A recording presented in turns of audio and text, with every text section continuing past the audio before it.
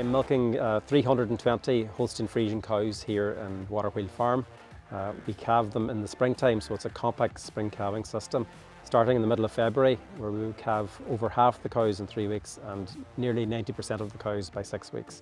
The reason we calve compactly is because we have quite a dry farm and we try to produce as much milk from grass as possible. So the cows actually will go out to grass around the 26th or 28th of February and by daytime only, and then when there's enough grass they will go out full time, which is usually about the beginning of April. And we tend to have the first rotation finished about the middle of April. So it's a grass-focused system. The cows produce about 6,000 litres of milk, or about 520 kilos of milk solids, and we feed about just over a tonne of meal to those cows. So the majority of milk is produced from grass. They're Holstein Friesians. We would have done a little bit of crossbreeding 20 years ago, but we've primarily bred the cows along that line, and we've very much used the EBI, the Economic Breeding Index, to breed the cows. So we tend to have a very high genetic herd here. It's in the top 1% in the country for the EBI. We try to keep the balance right between fertility and production, so there are a very fertile herd.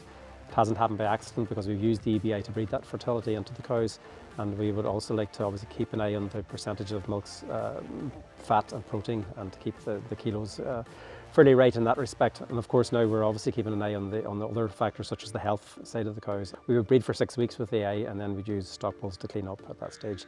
And we would use the lower genetic cows, we cross those with beef breeds and sell the beef calves off the farm. So we're in the process of reinvesting in the farmyard here. We'll have approximately 220 cubicles in it when it's built, but it'll also have about 3,000 cubic metres of slurry capacity. So we have a number of slatted tanks as part of the shed.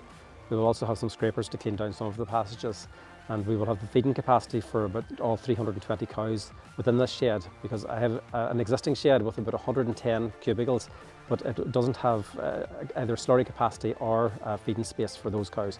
So that 110 cubicles plus the 220 will give me this cubicle capacity for the existing herd. So by having these new tanks here along with the existing tanks on this farmyard, we will have enough capacity here for all our stock.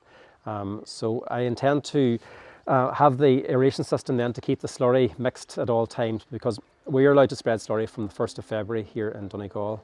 And I intend, with the system I operate in the springtime, I intend to have the cows out at the end of February. So I can't spread all the slurry over the whole farm in February, because when you go onto fairly heavy covers of grass in February with slurry, you tend to tramp it. Even with an umbilical system, you'll tend to tramp the grass. So that grass that needs to be grazed in February needs to be looked after, and I intend to slurry that after the cows graze it. So the way I plan to run the slurry on this farm from next year onwards is to maybe slurry a percentage of the farm that is due to be grazed in April, and that will be done in early February. And then as the cows graze, every week we'll get an umbilical cord system to put slurry out over maybe 20 or 25 acres of the farm each week as it's grazed. And the whole idea is to try and capture the nitrogen in the slurry. As you know, slurry is more stable in the cooler temperatures in the springtime, and you tend to have better use of nitrogen. In the summertime, when it's warm, you'll have more volatilization of nitrogen, even with the trailing shoe system that I use in this farm.